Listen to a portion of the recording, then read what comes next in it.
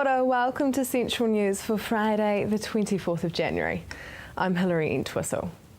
Submissions on the Hamilton City Council draft psychoactive substances policy are welcome until February the 17th, 2014. Chair of Strategy and Policy Councillor Angela O'Leary explains why the council can't ban the legal highs from being sold. I wish we could, and that's what our community wants, but we can't.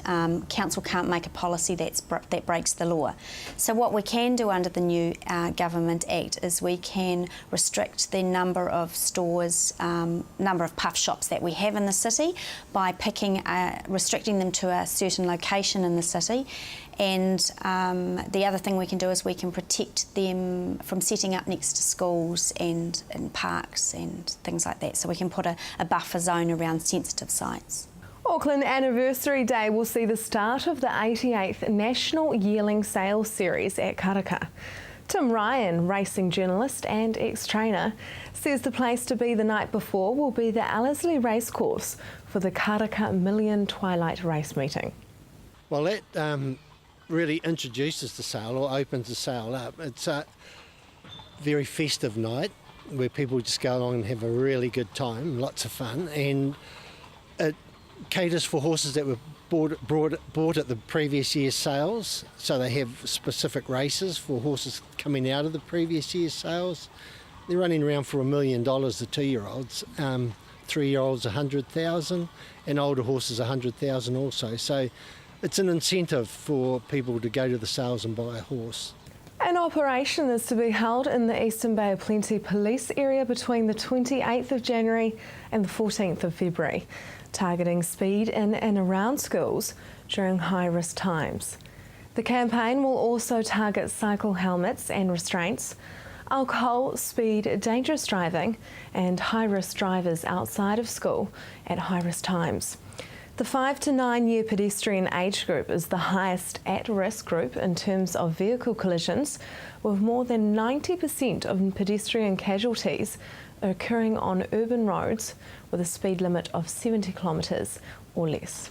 Now for our region's weather for our long weekend. Saturday for you, Hamilton, mainly fine with a cloud increasing in the evening and a developing northerly.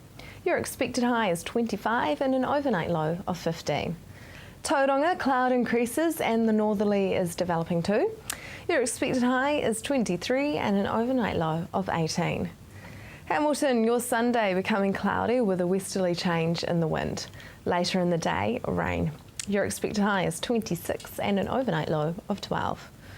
Tauranga, your Sunday is probably the worst of the lot. Drizzle turning to rain. Your expected high is 24 and an overnight low of 16. Just ahead, we take a sneak peek at the jet sprints.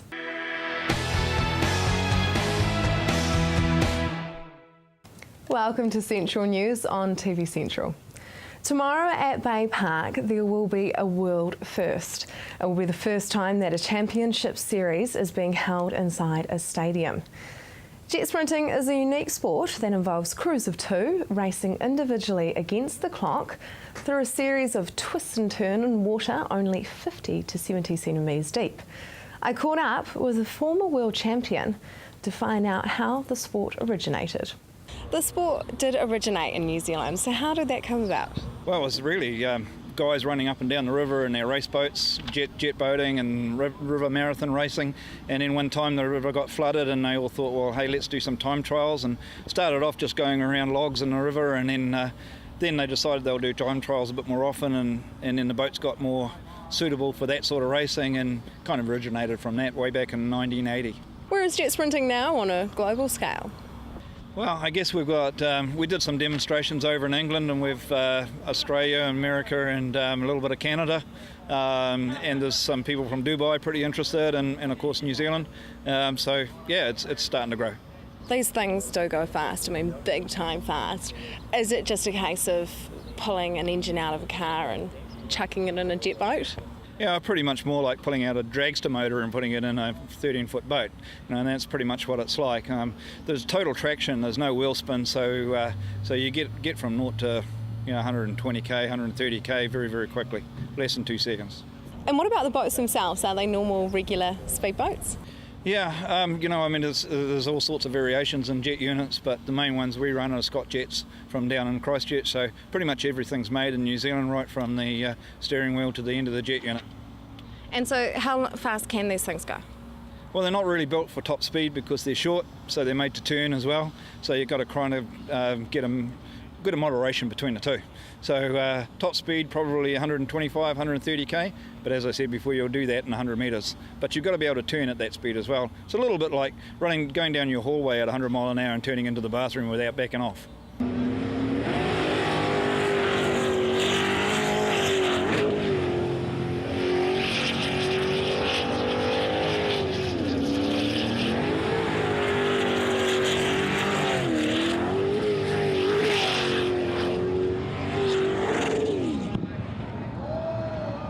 It sounds like it costs quite a bit.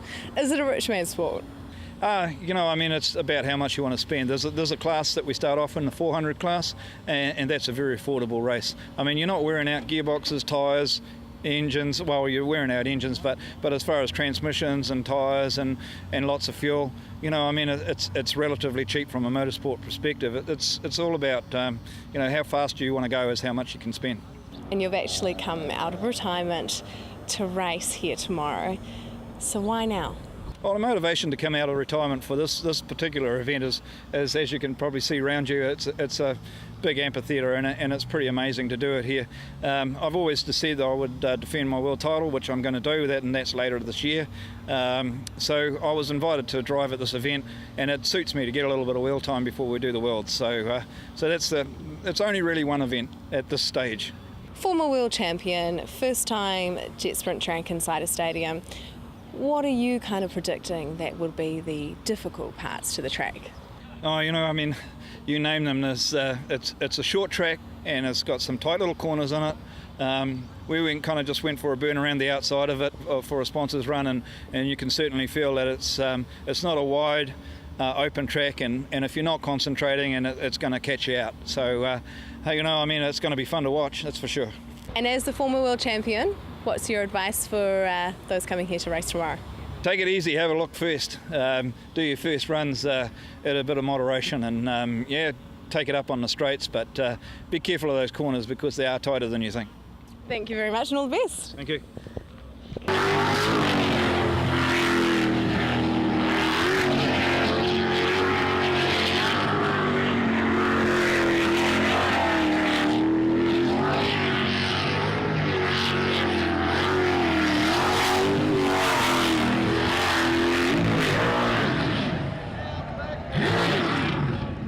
Coming up next, I find out about the mechanics of jet sprint boats.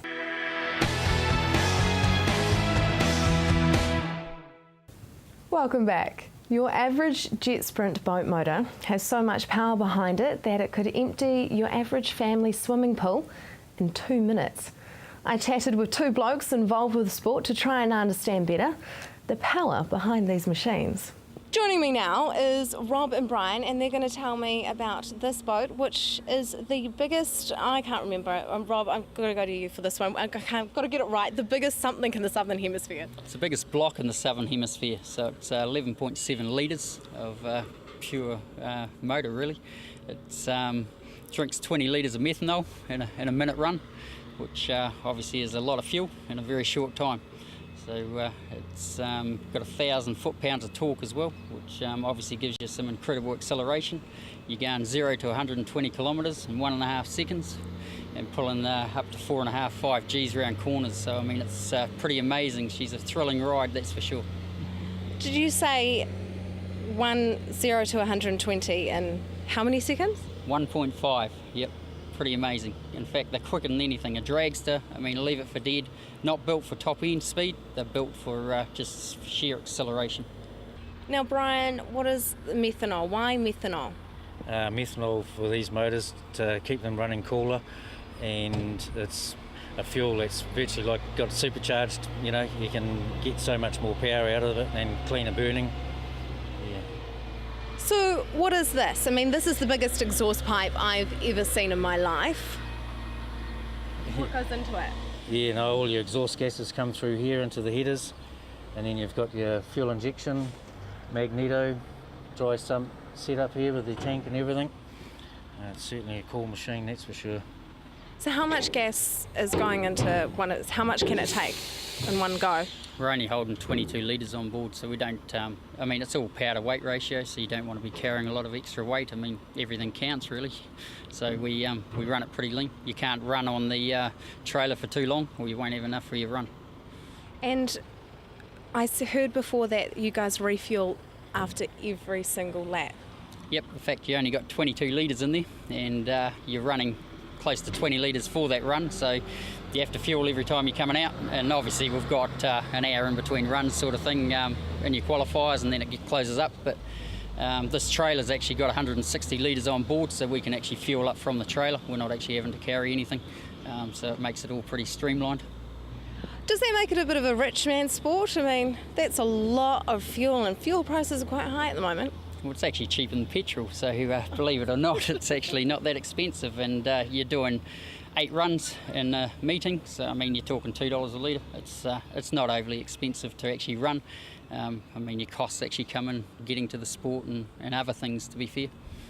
So tell me a little bit about this boat. How's this boat treated you so well?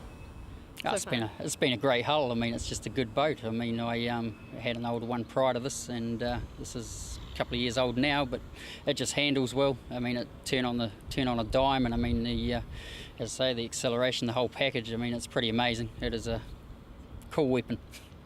Why green? Green's my favourite colour, and the colour is actually poison ivy, which is actually the name of the boat as well. So.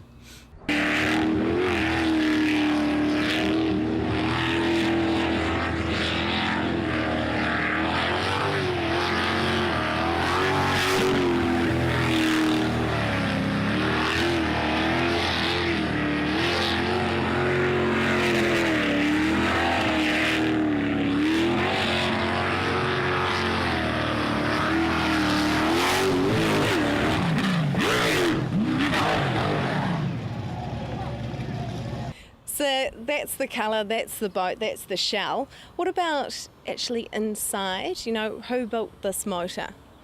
Craig Hyland built the motor for us, Engine Dynamics. I mean, he's built an incredible machine. I mean, it really is. It's quite something.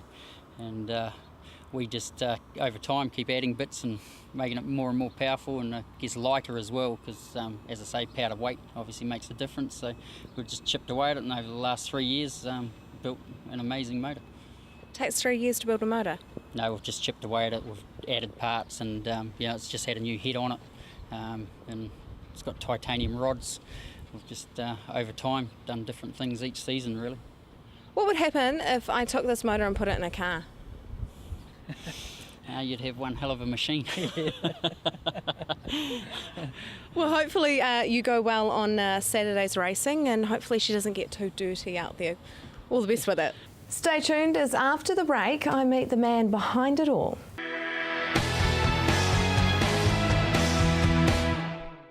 Welcome back to Central News, where we're coming to you from Jet Sprints inside a stadium. Joining me now is the brains behind it all. Now, Leighton and Kelly, husband and wife team, Car Rallying has got a navigator, Jet Sprints has a navigator. Is it quite similar, the navigator's job? Yeah, absolutely. Yeah, rallying is very similar to jet sprinting. Everything's happening so fast, 1.2 seconds, 130 k's. So yeah, we're a real team, 100%. If I can't hear Kelly or see the hand waving, generally we're up the crapper's ditch. It's kind of like car rallying. You've got teams of two, you've got a navigator. Is it the same with jet sprinting? Does the navigator do the same job? Absolutely. Rallying and jet sprinting is very similar. Yeah, obviously with rallying you don't really know what corner's coming up next, and the same with jet sprints. It's all happening so fast. You 100% need your team member, that hand and hearing, being able to hear through the helmets is key to our team's success. How do you hear each other through your helmet? We've got rally helmets actually, just as well you speak about it. We actually run a WRC helmet, and they've got earmuffs built in, so they're very high tech. I mean, I'd rather hear Kels screaming out, go faster or go left or go right, than actually have the hand waving in my. You'll have a look at a lot of the boats out here, and a lot of the navigators actually use their hand to let the person know what corner's happening, but Kelly is more using a voice, which suits me down to the ground. You are a husband-wife team. Does that create some interesting dynamics? No, not at all. As long as he's listening to me, there's no problem.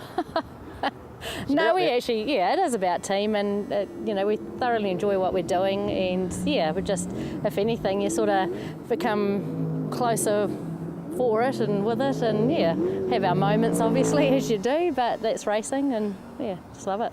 So there's none of that stereotypical backseat driver stuff on your way home? No.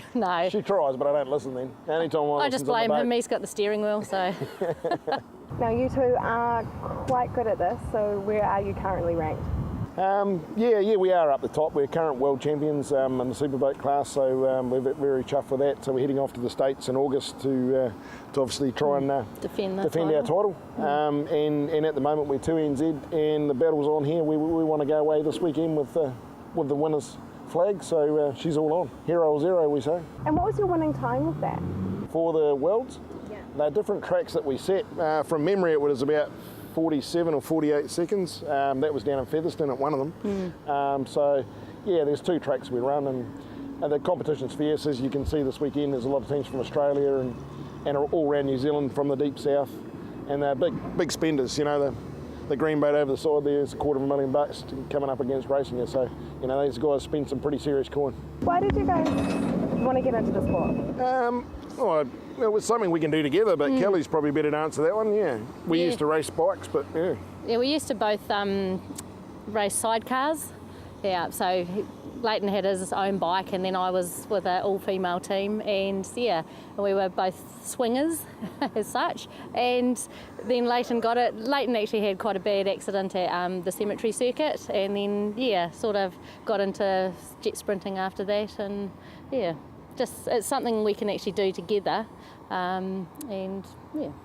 You got a roll cage around us, which was really good this time, whereas the old motorbikes didn't. Lost and break a few bones on that one, so kind of nice to be in a full roll cage, and the safety crews that we have out here. They're amazing. It's incredible what they're trained to do. So it's sort of this style of sport, although it's very extreme and very fast and very harsh, the safety side we are really, really big on. Yeah. And we're very, you might pay for it, but these guys are professionals, and we've got our faith in them. If something goes wrong, we've seen them get it right real fast. And as a racer, that's what you want, and you just completely trust them and know that they'll be there if something goes wrong. So, and they are, yeah. Learn to hold your breath. What does go through your mind when you're racing? Does anything go through your mind, or is it all just adrenaline, and once you stop, you kind of think about it? Just adrenaline, really. It's adrenaline. When you get down to the tin tacks, I mean, a couple of times I've said to Kelly, well, you better hang on because she's Hero Zero. That sort of means we crash or we'll make it. So, yeah, she's been good. She says right on. Yeah, so you just got to trust each other, trust the machine, and trust the safety crews if you don't make it. So, I suppose the word is trust. There's the key name of the day. Yes, that's good. Now, all this is your idea, Leighton? Yeah, it was. It's really surreal. It was really neat to get in the car 3 days ago. Having Matt and Pip and Ingrid. Everyone's been involved since 2.5 years ago. We came here for the first meeting and sat down at the table and discussed the potential of having a jet sprint in the stadium, and the team here at ASB have been behind us 100% the whole way. We've had to do everything right and correct and get engineers' reports and things, and that's to the credit of the stadium and the facility you've got here. What I'm really hoping and what we're already seeing with ticket sales thus far is that we've got an extreme event. All these seats, all these people, all these facilities. I think you're going to have a show that we can bring to town every year and potentially have the next World Cup meeting here, and that would be the Holy Grail. So, for Tauranga, get behind it, Tauranga people. Get down here. It's worth getting out. I think you're going to go home with a smile. Even down to the commentator, the Australian, he's an absolute classic, caveman. He'll have people in stitches all day. So come on down. You guys are racing tomorrow, so are you getting quite nervous? Yeah, not really. We don't really get too worried about it. We've been to a lot of meetings. At the end of the day, we race to enjoy it, and we race it to do it together. And we've got a lot of cups in the cupboard. So from here on in, it's have fun. And that's the key word. And if we can do that as a team, and we meet some wonderful people, wonderful families that race from all around the world, and they're coming here, that we might only see them once a year. Well, they've flown here or coming here for this weekend. So we sort of see it as a big reunion and a big race. So yeah, go the Bay. That event is on tomorrow at Bay Park at 2:30 p.m. That is the news for today and this week. Email us and like us on Facebook. Send us a message about something interesting happening in your community. I will be back next week with more stories from our regions. I'm Hilary Entwistle. Have a lovely evening and enjoy your long weekend.